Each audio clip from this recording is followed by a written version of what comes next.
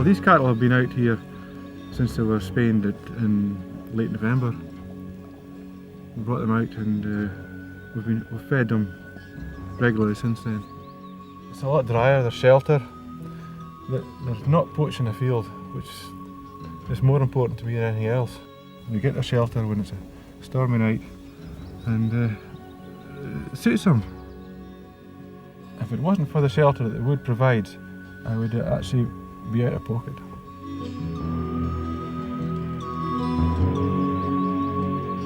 People have been making use of native woodland ever since man arrived in Scotland thousands of years ago. For these are Scotland's native woods, the woods which naturally grow in Scotland.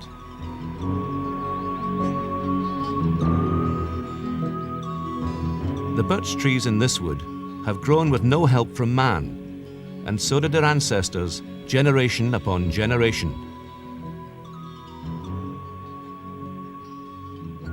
Native woods are familiar features of the landscape throughout Scotland. Oak woods in the straths and the lowlands, and the Caledonian Scots pine woods of the Highland glens.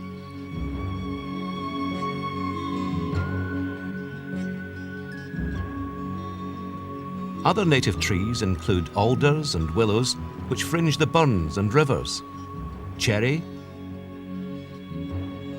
ash, aspen,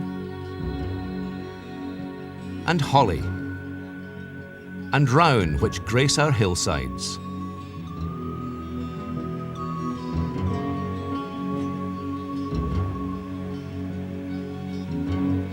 These native trees once clothed the majority of Scotland from the seashores to over 2,000 feet in the Highlands.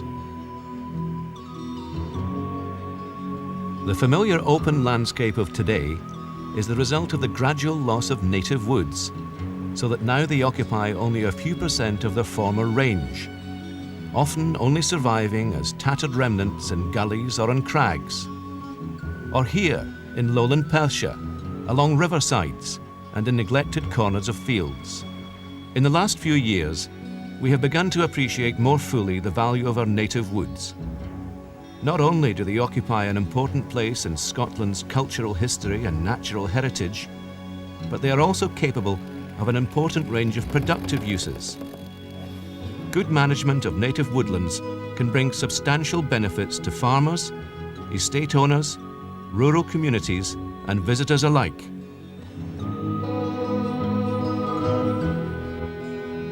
On most farms in marginal land like this, there's 5 to 10 to even 15% of the land which is exceptionally awkward to farm and could be put to better use in woodland, or just by enhancing the woodland which is actually there.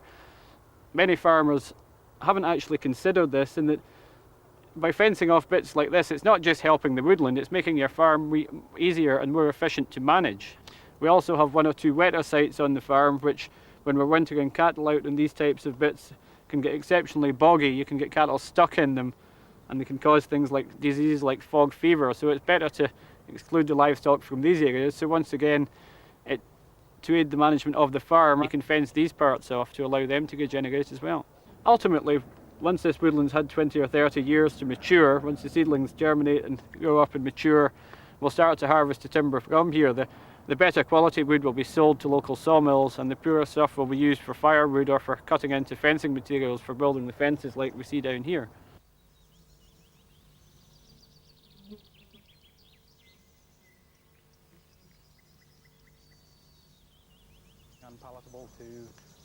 Well, this wood we're standing in is about 40 acres in total.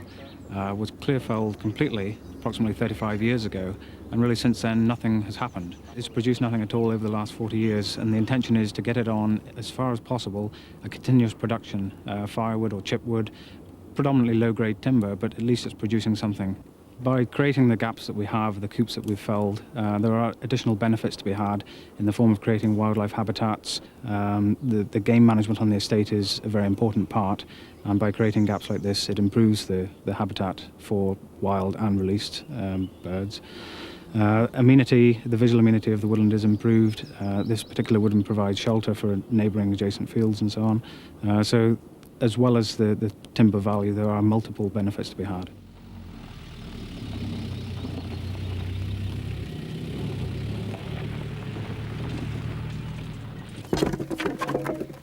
One of the many benefits of native woodlands is timber.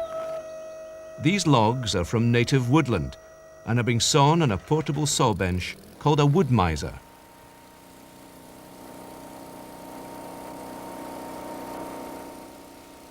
The advantages of the wood miser are its mobility and also its versatility in what it cuts.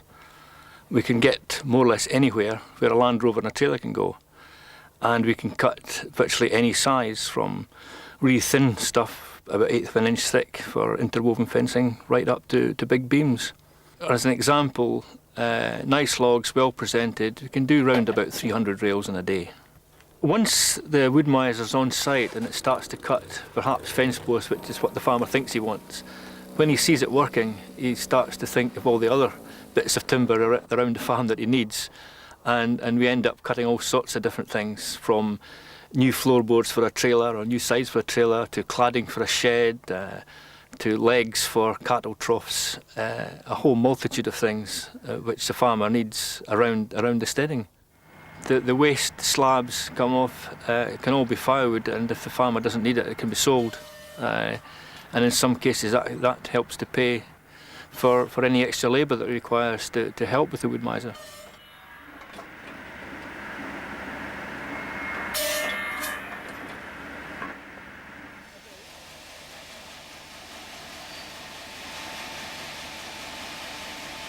Larger amounts can be transported to local sawmills, and with a little management, an often neglected asset can become quite valuable. We're buying in low-grade chalkwood. It's just one up from firewood, and we're turning it into finished goods, such as components for engineering companies, wedges for likes of British Rail, and sawn timber for the shipyards. A farmer wouldn't have to do that much to improve their hardwood crop. Maybe go in now and again to take off the double heads, prune the odd branch when the trees are starting to get a bit older. Make sure there's no nails or fences against the trees. Even very small quantities of quality hardwoods can be of interest to woodworkers, provided the trees are in good condition.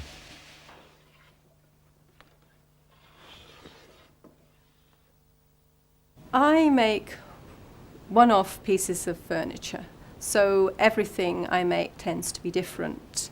I use ash in the making of chairs.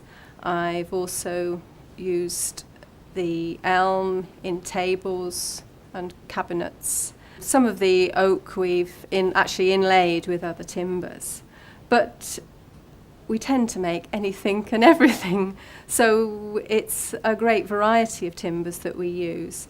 But I think the oak, the ash and the elm are the main timbers that we use. I would say on average for something like ash and elm and possibly some of the oak, we're talking in the region of £2.50 a cubic hopper's foot, which equates probably to about 4 or 5 times that of firewood price. So it's still worthwhile.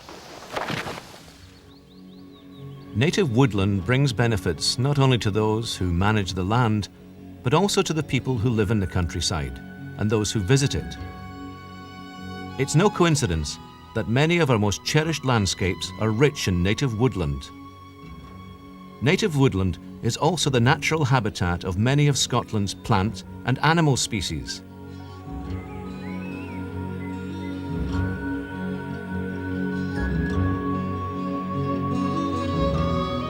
Restoring and extending native woodlands is one of the best ways of conserving nature.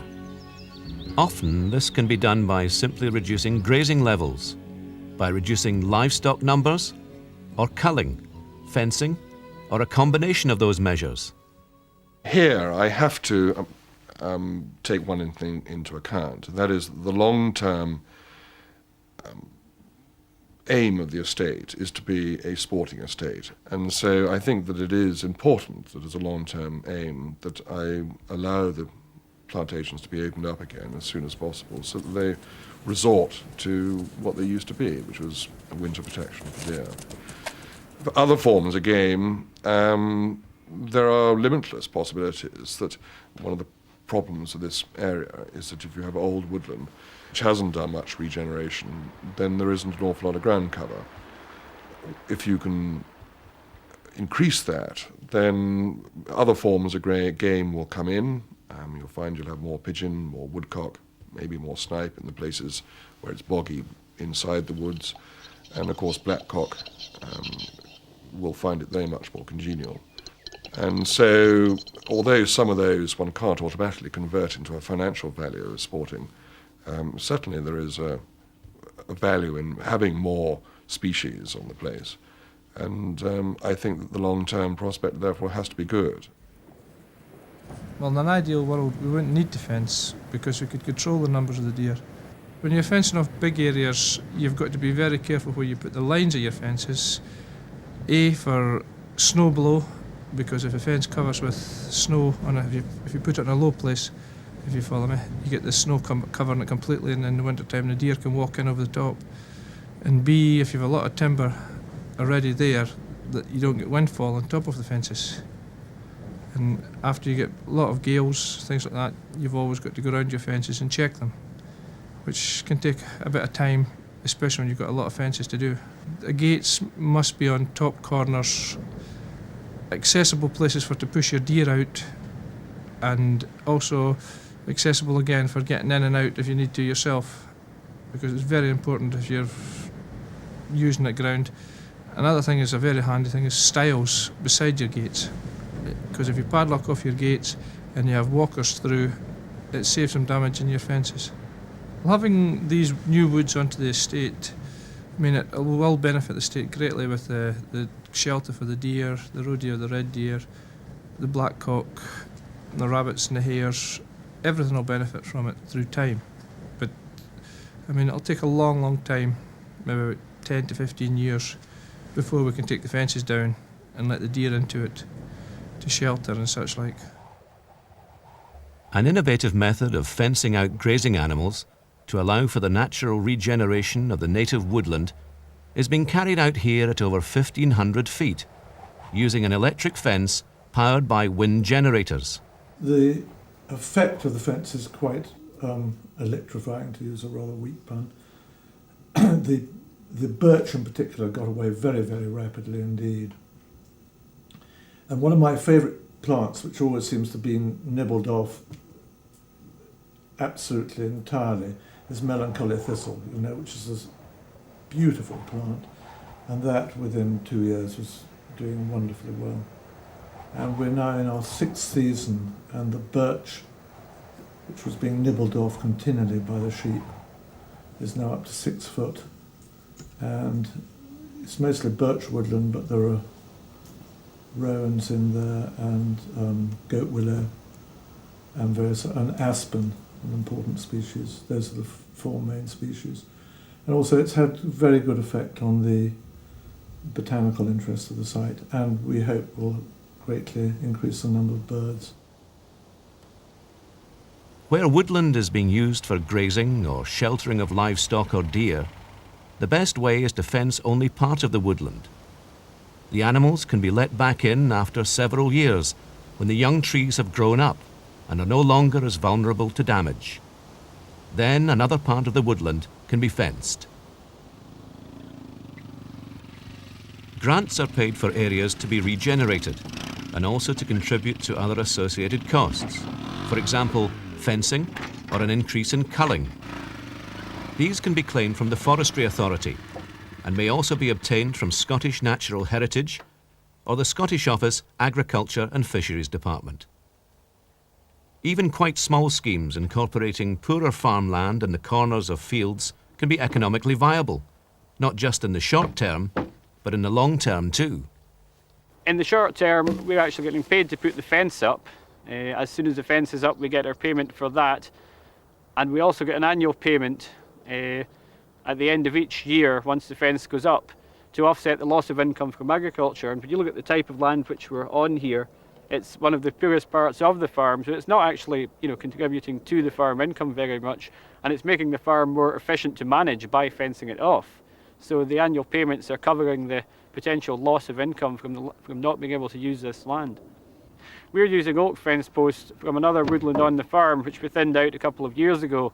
We had the timber cut into posts by a mobile sawmill, and we're using it to put this fence up here, and most of the other fences on the farm as well. The oak posts actually last about 40 years compared to tannelised softwoods, which, even if they're well done, will maybe only last for 20 years. Once you acquire the simple forestry techniques, it's an easy process to make trees grow. In this bit here, for instance, the birch and the juniper are actually well suited to the vegetation type and the soil type, so they don't need any complicated management whatsoever. There are birch in this piece of soil as it is, but they're being eaten by the cattle and sheep every year, so they don't get a chance to come away. But basically in this area, it won't be much more difficult than just putting up a fence and allowing the birch and the juniper to come away without being eaten by the livestock. Where tree cover has been entirely lost, native woodland can be re-established by planting. On this site here, we're basically trying to create a natural forest, a natural pinewood forest. We're also putting in a variety of native broadleaf species. Birch, obviously, with oak, gean, rowan, ash, and near the watercourses we'll have alder and willows, goat willow and grey willow. On rocky areas we'll have a few rowan in groups, which will actually show up very nicely next to the open space, which might be a bit where a jay might have dropped a few berries. So we'll have a variety of colour, which will look very nice, but it will also hopefully mirror what you basically find in a natural woodland. The state will get various benefits from a plantation such as this. In future, when the trees have come up, there'll be cover for birds like the black grouse and capercaillie. Added to this, obviously, is the use for timber, and hopefully one of the benefits will be that the Loch Ordie will once again have some tree cover, which will hopefully produce better habitat for fly life, and once again there'll be fat trout in the loch.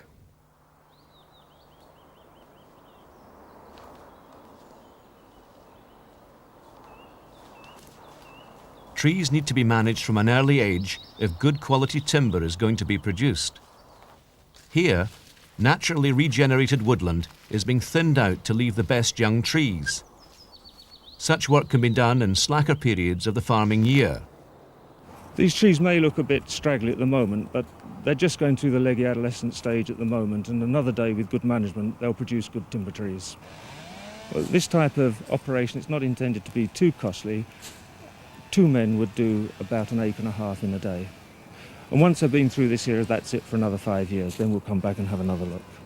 It improves the value dramatically because, for example, if this tree is not free to here, you've got timber with quite a high value to this point. If we leave these knots to grow right through it, it's firewood. There is no mining timber anymore, that sort of thing. So it's almost valueless.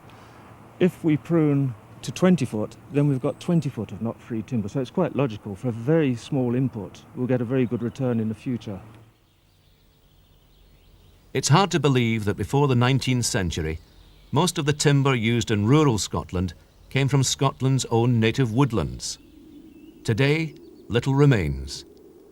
Here at 1,300 feet stands the only Scots pine left in Glenalmond in Tayside. Behind it, lost in the snow, is Sronachargan, the ridge of the round trees. But there are no round there now.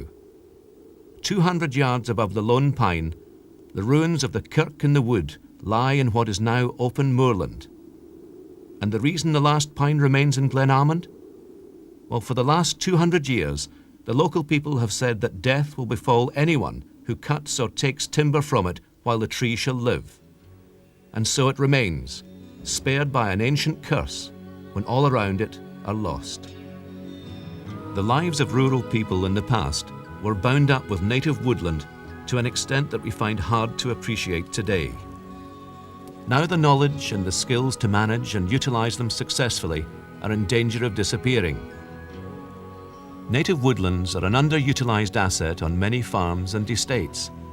However, they can be regenerated and managed with little capital outlay to produce a wide range of benefits for all, both now and in the future.